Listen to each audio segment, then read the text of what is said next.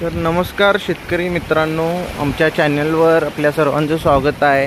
हा बघा पावसाला वळवाच्या पावसाला सुरुवात झालेली आहे आणि वळवाचा पाऊस चालू झालेला आहे आमच्या भागामध्ये। आपल्याही भागात जर पाऊस पडत असेल तर आपण कमेंटमध्ये सांगावं आणि आमच्या चॅनलला आपण सबस्क्राईब करावं। हा बघा आमचा समोर दिसतोय आपल्याला टोमॅटोचा प्लॉट।